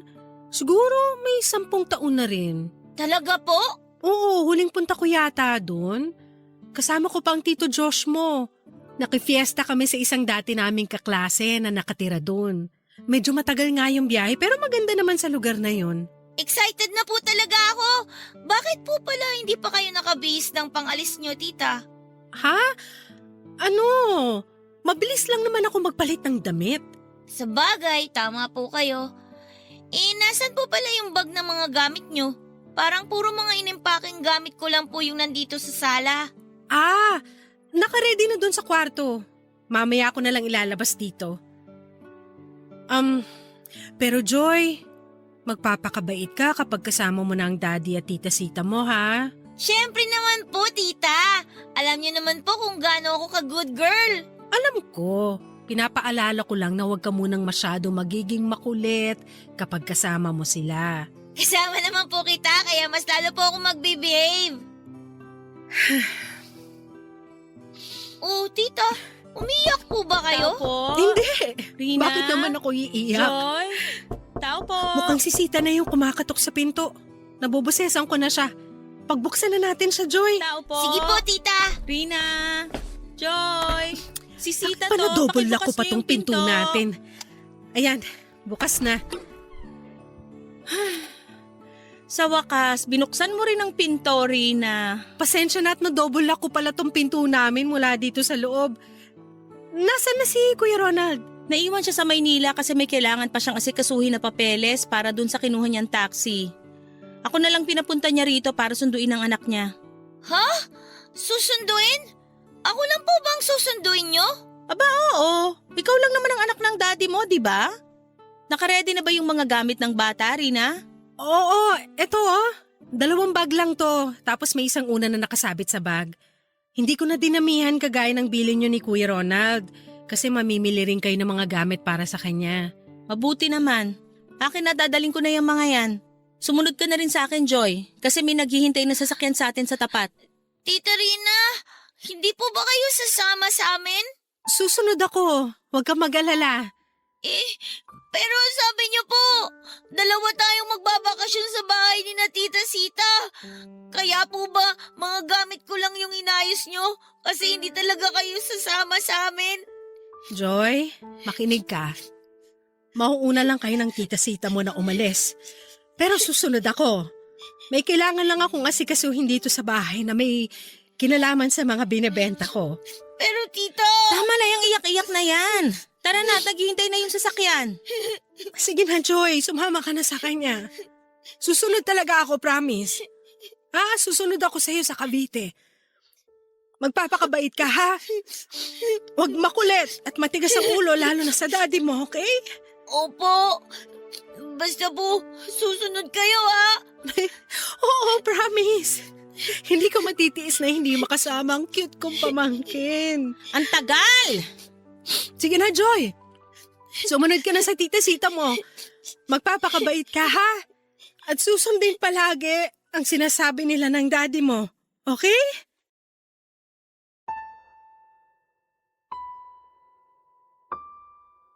Papadudot nang sabihin ko noon kay Joy na malapit nang umuwi ang daddy niya ay sobrang excited talaga siya. Pero hindi ko binanggit yung sinabi ni Kuya Ronald na plano nilang kunin sa akin si Joy.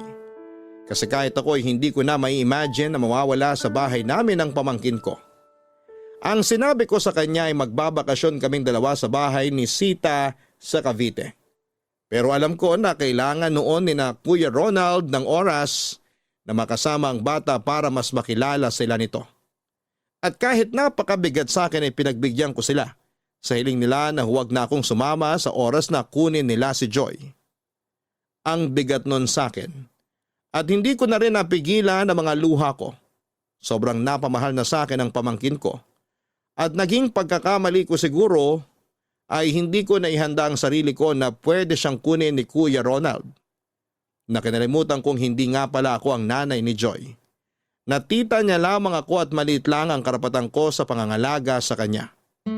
Kaya kahit kailan, hindi ko naihanda ang sarili ko na mawala siya sa pangangalaga ko, Papa Dudut.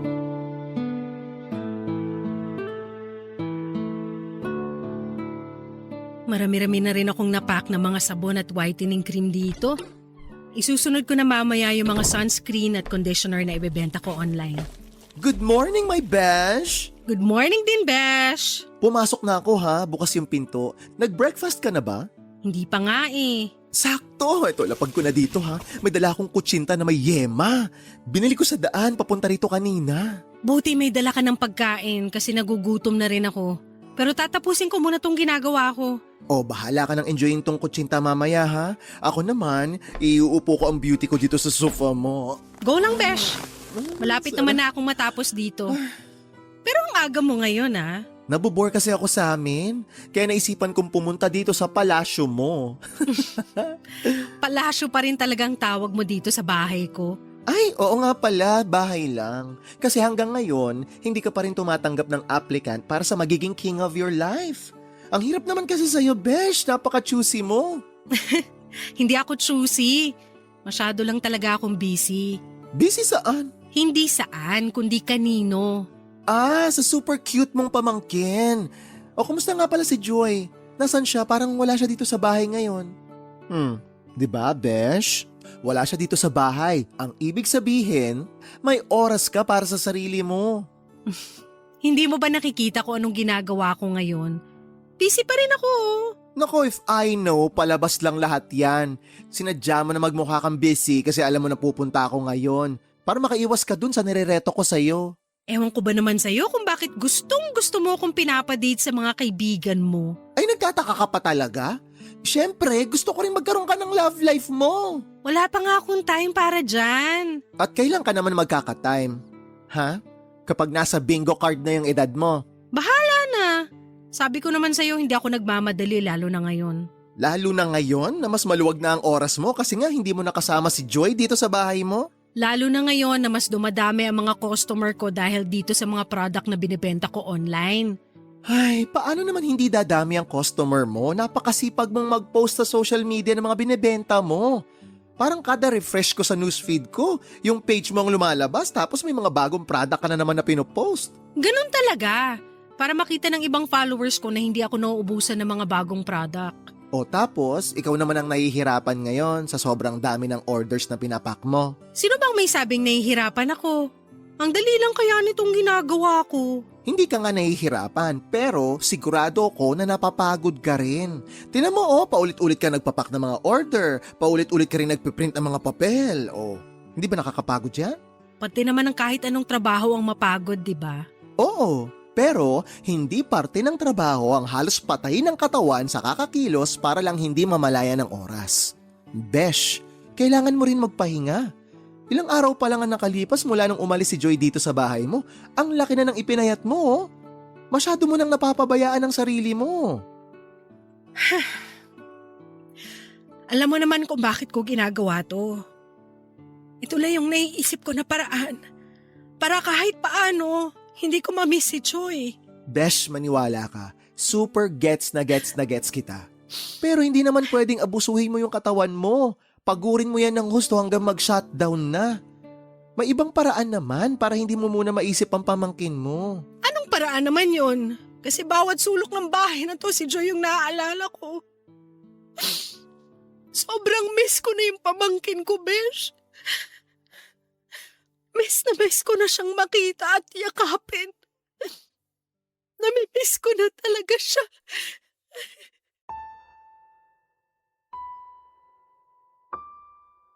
Papadudot, naging saksi ang kaibigan kong si Josh kung paano ko inalagaan at minahal ang pamangkin kong si Joy. Naging saksi siya kung paano ko pinaikot ang mundo ko sa bata. Kaya nang mawala sa pangangalaga ko si Joy ay nakita niya rin kung paano halos bumagsak ang mundo ko. Hindi ko alam kung paano ulit mag-uumpisa noon. Sa bawat gising ko sa umaga si Joy kaagad ang kailangan kong asikasuhin. Kaya hindi ko alam ang ibang paraan para simulan ang araw ko nang wala siya sa bahay. Doon na ako kinulit ni Josh na baguhin ang routine ng buhay ko. Sinubukan kong gawin yon sa pamamagitan ng pamamasyal mag-isa sa mall. Pero si Joy pa rin ang naaalala ko hanggang sa mga oras na yon. Kahit nga sa pagluluto sa bahay, pagliligpit at kung ano-ano pang bagay na pwede kong gawin. Wala akong ibang maisip kung hindi ang pamangking ko lang. Naririnig ko sa bawat sulok ng bahay ang mga tawa niya at sa gabi naman ay nararamdaman ko ang yakap niya na ginagawa niya noon bago ako matulog, papadudot. Papadudot nang dumalaw si Kuya Ronald sa bahay at nagkausap kaming dalawa. Nangako siya na alagaan nila ni Sita ng mabuti ang pamangkin ko. Ang akala ko nga papadudot. Nang dumating siya sa bahay kasama na niya si Joy pero gusto niya raw talagang munang masolo nila ang bata. Gusto nilang maging komportable sa kanila si Joy kaya muli siyang nakiusap na huwag muna raw akong magpakita sa bata ng ilang araw o linggo. Nang kinumusta ko naman si Joy sa kanya ay sinabi niya na nahirapan sila nung unang mga araw dahil madalas daw itong umiiyak. Hanggang sa nasanay na raw ito nang lumipas pa ang ilang araw lalo na at mabait naman daw si Sita. Pumayag naman sila na makapag-usap kami ni Joy sa video call kahit papaano. Nag-decide na rin sila noon na hindi bumalik sa abroad pareho dahil may naipon naman na raw silang pera. Bumili ng taxi si Kuya Ronald na ginagamit niya noon sa pamamasada. Tinanong niya rin kung kailangan ko ba ng pera para pandagdag sa online business ko. Alam niya raw kasi na may mga oras na hindi sapat ang pinapadala niyang pera para kay Joy nung ako pa nag-aalaga dito. Ang sabi ko ay hindi ko kailangang magpabayad sa ginawa kong pag-aalaga sa bata. Ginampanan ko lang ang tungkulin ko bilang tita at pangalawang nanay ng pamangkin ko, Papa Dudut.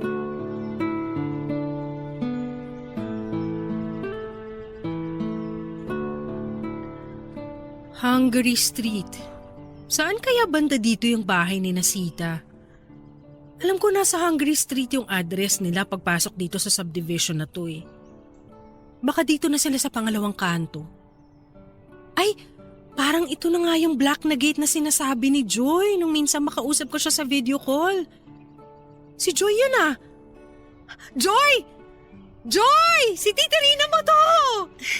Tita Rina? Oo, ako nga to! Buksan mo na tong gate! Opo, tita. Eto po, binubuksan ko na po tong gate. Pasok po kayo, tita. Joy! Pamangkin ko! Sobrang na-miss kita! Payakap nga ako! Tita, na-miss ko po kayo. Sobra-sobra po. Kumusta ka rito kasama ng daddy at tita Sita mo? Maayos naman po ako dito. Inaalagaan ka ba nila ng mabuti? Opo, palagi po sila naghahanda ng mga paborito kong pagkain. Lalo na po yung fried chicken.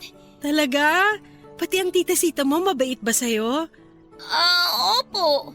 Mabait naman po siya sa akin.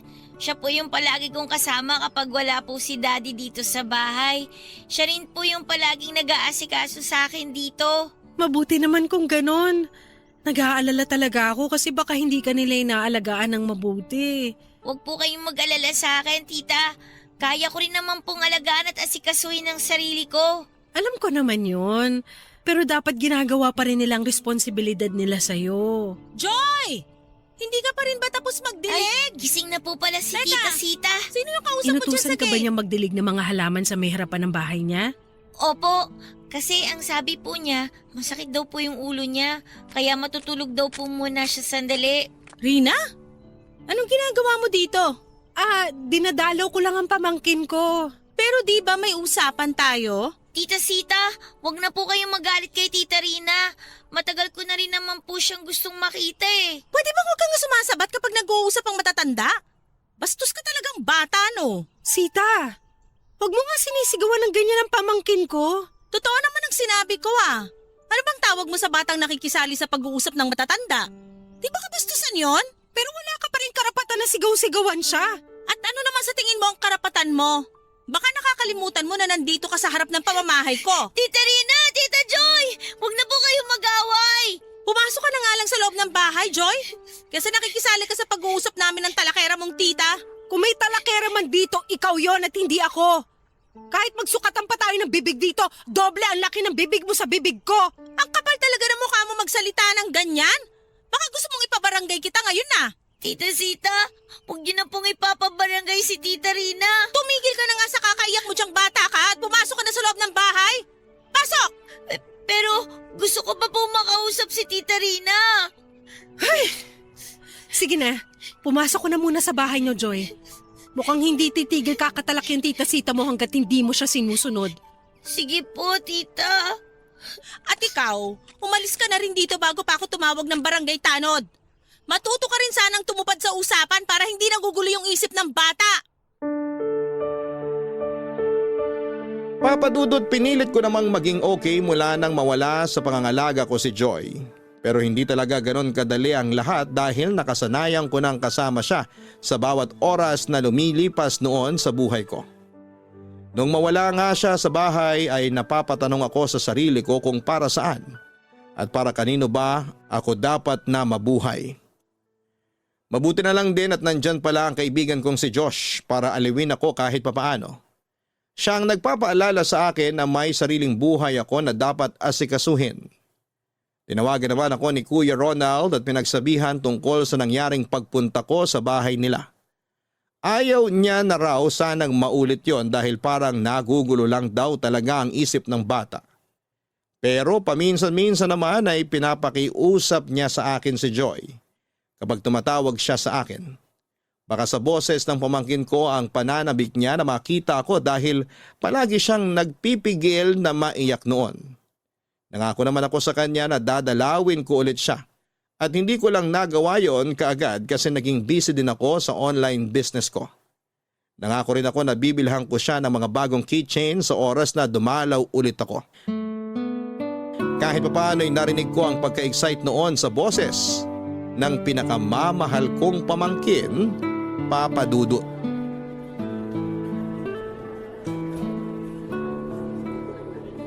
Ano besh, nakita mo na si Joy?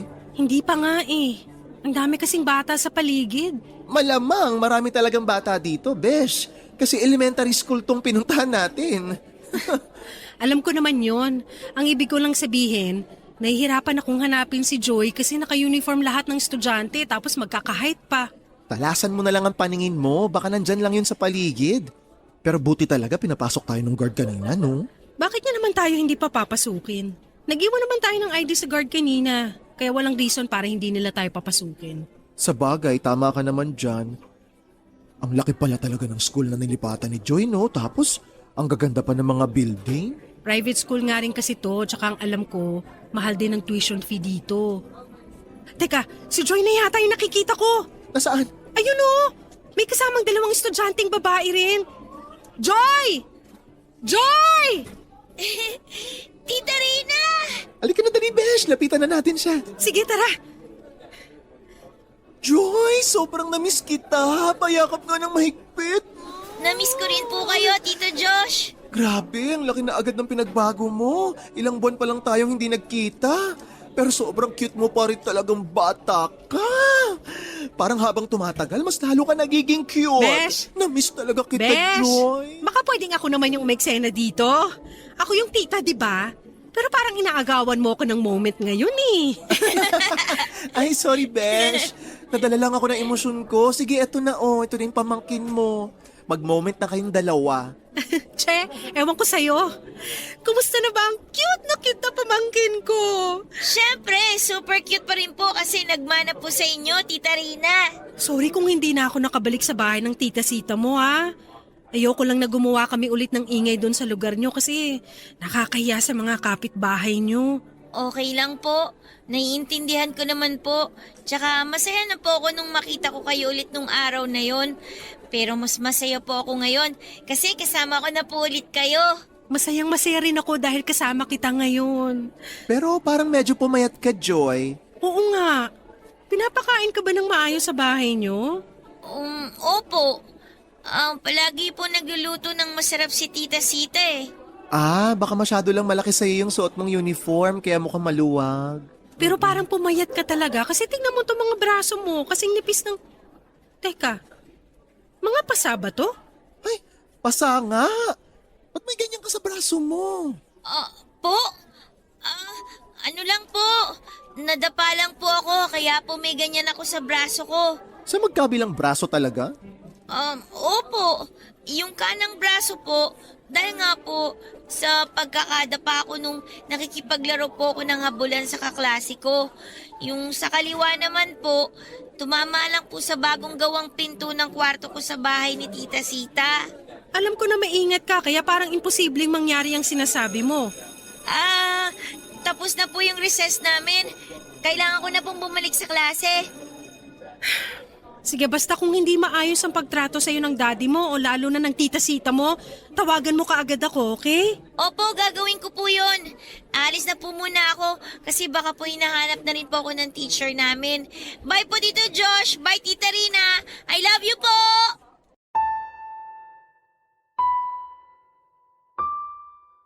Papadudot hindi na ako tumanggi nang mag-decide sina Kuya Ronald at Sita na doon malapit sa kanila magpatuloy ng pag-aaral si Joy. Sila na nga rin ang nagasikaso ng lahat ng papers para sa pag-transfer ni Joy. Nang halos 2 buwan na ang lumipas na hindi ko pa rin nakikita at nayayakap ang pamangkin ko. Hindi ko na napigilan ang sarili ko na puntahan siya nang walang pasabi sa kapatid ko. Sigurado kasi ako na hindi siya papayag na magkita kami ng anak niya. Hindi ko alam kung nabibrainwash lang ba siya masyado ng partner niya kaya nilalayo niya na rin ang bata sa akin. Alam niya naman na sobrang napamahal na sa akin ang pamangkin ko. Pero parang napakadali sa kanya na alisin sa buhay ko si Joy. Hindi naman yun parang pusa o aso na pinalaga niya sa akin ng ilang taon lang. Bata yon na halos tinuring ko ng parang sarili ko na ring anak. Kaya hindi madali sa akin ang putulin ang koneksyon ko sa kanya. At may mga oras lang talaga na hindi ko mapigilan ang sarili ko na gumawa ng paraan para muling makita si Joy, Papa Dudut. Papa Dudut, hindi ko alam kung masyado lang ba akong nag-overreact nang muli kong makita si Joy sa bago niyang school. Pumaya talaga siya at may ilang mga pasapa sa mga braso niya. Kilala ko siya na maingat pagdating sa sarili niya at hindi siya lampa at hindi basta nadadapa o nabubunggo sa kahit na anong parte ng bahay. Kaya labis ang pagtataka ko nang sabihin niyang nakuha niya yon. Dahil may ilang beses siyang nadapa at nabunggo sa bagong gawa na pinto ng kwarto niya. Tsabi na bata rin ang pamangkin ko, Papa Dudut. Marami talaga ang nakyukyutan sa kanya. Singkitin din kasi ang mga mata niya na parang nawawala kapag ngumingiti o bumubungis-ngis siya. Hindi naman nabawasan ang cuteness ng pamangkin ko pero napansin ko na nabawasan ang sigla sa mga mata niya. Nandun pa rin ang saya at pananabik niya nang makita ko pero parang naging limitado na ang lahat. Parang may gusto siyang sabihin at iparating sa akin na hindi niya maituloy dahil natatakot siya. Pero nang sabihin ko yon sa kaibigan ko na si Josh, kinumbinsi niya ako na baka masyado lang exaggerated ang nasa isipan ko.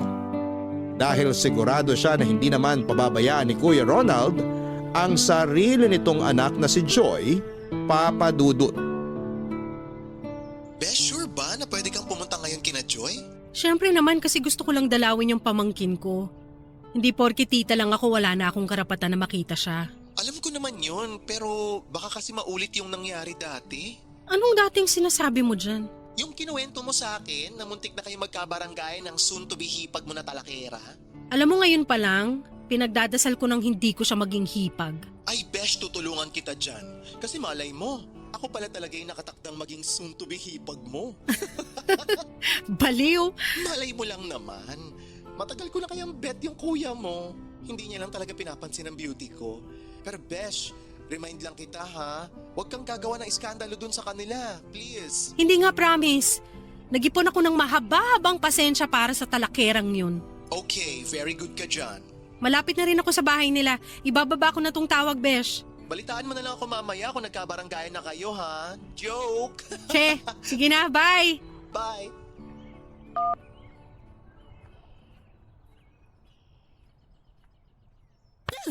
Aray ko po! Aray ko dito, Sita! Huwag niyo na po ako paluin ng tsinelas niyo! Masakit na po ang puwet ko! Talagang masasaktan ka para magtanda ka ng mga tama ang dapat mo gawin dito sa bahay ko! Hoy, Sita! Bitawan mo yung pamangkin ko! Ay! Kapal na mukha mo ah! Tita Rina! Bakit mo ko tinulak, Rina? At anong ginagawa mo dito sa loob ng bakurang ko? Halika dito, Joy. Magtago ka dito sa likod ko. Buti na lang bukas yung gate nyo. Pag nagkataon, hindi ko mapipigilan yung pananakit mo kay Joy. Intrimitida ka? Joy! Pumasok ka na sa loob ng bahay! Ngayon na! Huwag kang sumunod sa kanya, Joy. Halika na rito. Subukan mong suwain ang sinasabi ko, talagang ipapabarangay ko na yung tita Rina mo! Tita Rina, sorry po pero papasok na lang po ako sa loob ng bahay. Sorry po talaga. Joy, sandali! Rina, sinasabi ko sa'yo, isang hakbang papalapit pa ang gawin mo at ipapabarangay na talaga kita! Trespassing na yung ginagawa mo! Kung may dapat na ipabarangay dito, ikaw yon, Sita! Kasi sinasaktan mo si Joy! Hindi ko siya sinasaktan! Dinidisiplina ko lang siya! Ano bang nangyayari dito? Kakababa ko lang ng jeep sa kabilang kanto. Rinig na rinig ko na agad ang mga boses niyong dalawa. Eto kasing kapatid mo, masyadong pakialamera! Pakialamera? Ako? Oo! Pinapakialaman mong ginagawa kong pag-aalaga at pagdidisiplina sa anak ng boyfriend ko! Dahil hindi tama ang ginagawa mo pananakit kay Joy! Hindi pa nanakit yon! Dinidisiplina ko lang siya! Ay, Ronald, kausapin mo nga tong si Rina. Pagod na nga ako sa mga gawaing bahay at sa pag-aalaga sa anak mo. Dadagdag pa sa stress ko tong kapatid mo? Napaka-plastic mo! Huwag ka nga magdrama dahil ang pangit mong umarte! Tsaka kung meron ba dapat Pwede ba, Rina? Tama na! Di ba may usapan na tayong dalawa? Hindi ka muna pupunta dito sa bahay para makapag-adjust si Joy na makasama kami ni Sita. Oo, kaya nga nang napansin ko kasi na parang hindi siya masyadong naaalagaan ng maayos dito sa bahay niyo. Ay wow, grabe! Sobrang perfect mo namang tita para sabihin yan! Wala ako sinabing perfect akong tita. Rina, sabi ng tama na eh. Pinalampas ko ng unang beses na nanggulo ka dito nang wala ako. At hindi ko nahahayaan na maulit pa yon. Isang beses pa na pumunta ka dito sa bahay ni Sita, papayag na ako sa gusto niya. Nasa Cebu na kami tumira para mas lalo kaming mapalayo sa'yo. Kaya tigilan mo na ang panggugulo sa amin ng anak ko. Kung ayaw mong tuluyan ko siyang ilayo sa'yo. Papadudot kung may matigas na pamalo lang akong hawak na mga oras na yon na nakita kong sinasaktan ni Sita si Joy. Baka hindi ko na napigilan ang sarili ko na ihampas yon sa babaeng yon. Ni minsan ay hindi ko nagawang saktan ang pamangkin ko. Kahit ang sigawan siya para pagalitan noon ay hindi ko rin ginawa. Palagi akong mahinahon sa tuwing pinagsasabihan ng pamangkin ko kapag may nagawa siyang pagkakamali. At napakasakit para sa akin na makita na sinasaktan siya ng ibang tao. Gusto ko na nga halos tumawag sa barangay noon o ng pulis kung pwede lang ng mga oras na yon. Pero pinigilan ko ang sarili ko lalo na nang takutin ako ni Kuya Ronald na ilalayo nila sa akin si Joy sa oras na gumawa ako ng gulo. Sobra ang galit at gigil na naramdaman ko noon na sobra ko ring pinigilan. Ayokong dumating sa point na tuluyang malayo sa akin si Joy. Nang pumasok na si Sita sa loob ng bahay ay saka lang ako mas huminaho noon. Dahil kumalma na rin si Kuya Ronald sa pakikipag-usap niya sa akin. Muli niyang pinaliwanag na ginagawa lang ni Sita ang responsibilidad nitong disiplinahin ng bata. Ang sabi ko naman may tamang paraan ng pagdidisiplina at hindi kasama doon ang ginagawa ng girlfriend niya.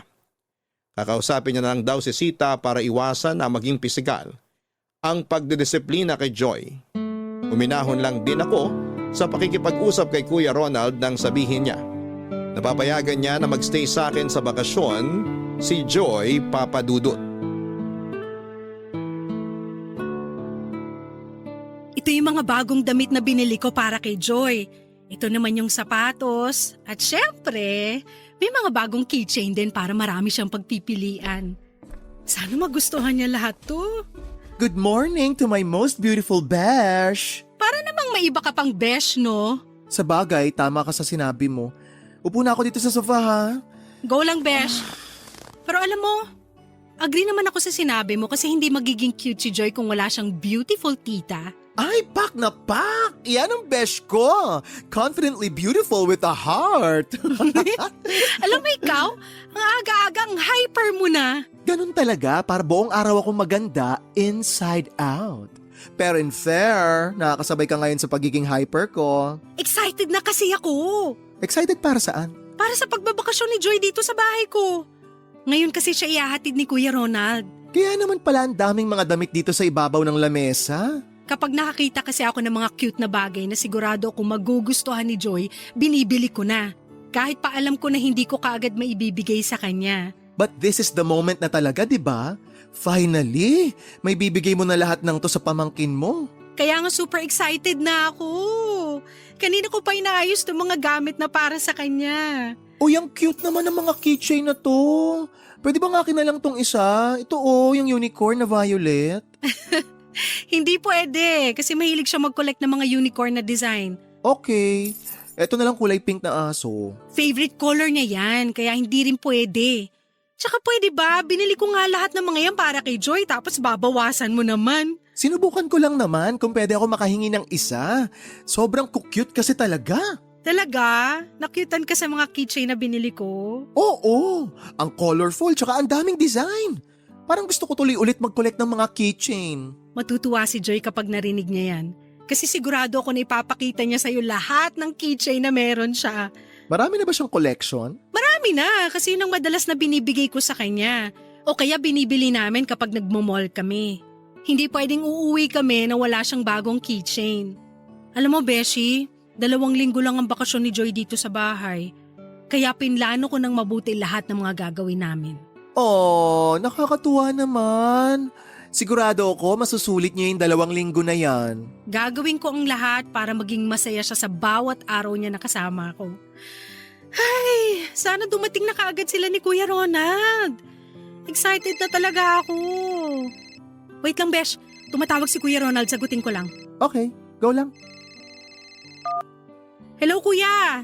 Nasa biyahe na ba kayo ni Joy? Pwede ko ba siya makausap kahit saglit lang? Gusto ko lang marinig ang boses niya. Rina! Rina! Kuya! Anong problema? Umiiyak ka ba? Rina! Si Joy! Anong nangyari kay Joy? Rina! Kasi nandito kami ngayon sa ospital. Teka, naguguluhan ako. Bakit ka ba umiiyak? Bakit kayo nasa ospital? Ano ba talaga nangyari kay Joy? Nasa ba siya? Ipakausap mo nga siya sa akin, Kuya. Wala na si Joy.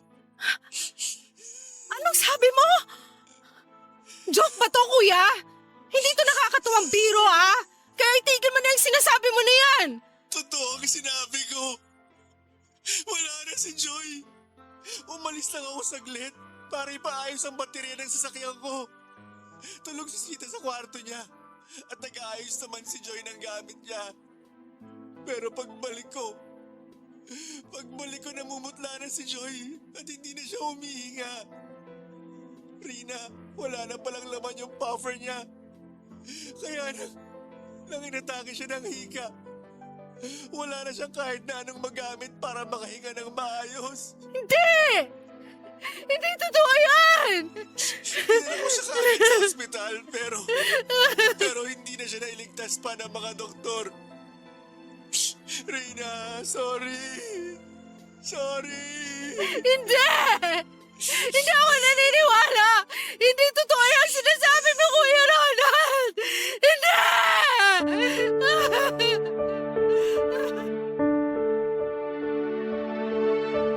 Papadudot ng sabihin ni Kuya Ronald na papayagan na niyang magbakasyon sa akin si Joy. Parang gustong lumabas ng puso ko mula sa dibdib ko sa sobrang tuwa na nararamdaman ko noon. Naluha pa nga ako kasi sa wakas ay magkakasama na ulit kami ng pinakamamahal kong pamangkin. Sobrang excited ako noon at para bang ilang taong ko siyang hindi nakita o nakasama. Ang dami ko kagad naging plano sa kung paano kami magbabanding ni Joy. Kung paano namin susulitin ang 1 linggo na bakasyon niya sa akin. Kinabukasan nga noon ay bumili pa ako ng bagong unan at ilang laruan na para sa kanya. At nag-isip ng kung ano pa ang dapat kong lutuin para sa araw na yon. Nang umaga na hinihintay ko ang pagdating ni Kuya Ronald at Joy sa bahay ay gusto ko nang hilahin ng oras. Kung pwede lang para makasama ko na ulit ang pamangkin ko. Excited na ako sa mga yakap, halik at kwento niya na alam kong excited din siyang i-share sa akin. Kaya nang tumawag si Kuya Ronald, ine-expect ko na napapunta na sila sa bahay ko. Na makakasama ko na ulit ang pamangkin ko. Pero kabaliktaran pala ang nangyari. Dahil isang napakasamang balita ang dumating sa akin. Ang balita na halos magpasabog ng puso ko sa sobrang sakit na nararamdaman ko. Ni minsan sa buhay ko ay hindi ko naisip na pwedeng mangyari na maunang mawala sa akin ang pamangkin ko. Ang mas masakit pa doon ay nawala siya na parang hindi pa niya oras. Oo, naniniwala ako na hindi niya pa oras na iwan ako nang mamatay siya. Nangyari yon nang dahil sa naging kapabayaan ng mga nakapaligid sa kanya. Kaya hanggang sa mga oras na ito ay hindi ko pa rin mapigilan ang mga luha na tumulo habang tinatapos ang sulat ko na ito. Dahil ramdam ko pa rin ang bigat at sakit ng pagkawala ni Joy sa buhay ko. At sana sa pamamagitan ng sulat na ito ay mabawasan kahit papaano ang bigat na nararamdaman ko. Sana rin ay dumating ang oras na matanggap ko na kahit kailan ay hindi ko na siya muli pang makakasama. Maraming salamat po sa oras na binigay ninyo para basahin ang sulat ko. Ang inyong forever kapuso at kabarangay, Rina.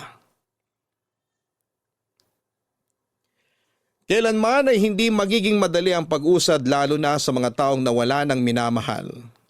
Ilang buwan o taon man ang lumipas, para sa atin ay parang kahapon lang ang mga nangyari. Kaya take your time pagdating sa pagluluksa at pag-move on, Rina. Pero wag mo rin kakalimutan na alagaan ang sarili mo. Naniniwala ako na kung nasaan man ang pamangkin mong si Joy ngayon, Hindi niya gugustuhin na makitang gabi-gabi kang umiiyak nang dahil sa kanya. Unti-untiin mo ang pagtanggap na nasa mabuting kalagayan na si Joy at mas mapapanatag siya sa oras na matanggap mo ang pagkawala niya at tuluyang maging maayos na ang buhay mo. Hanggang sa muli, ako po ang inyong si Papa Dudut sa mga kwento ng pag-ibig, buhay at pag-asa sa Barangay Love Stories #1.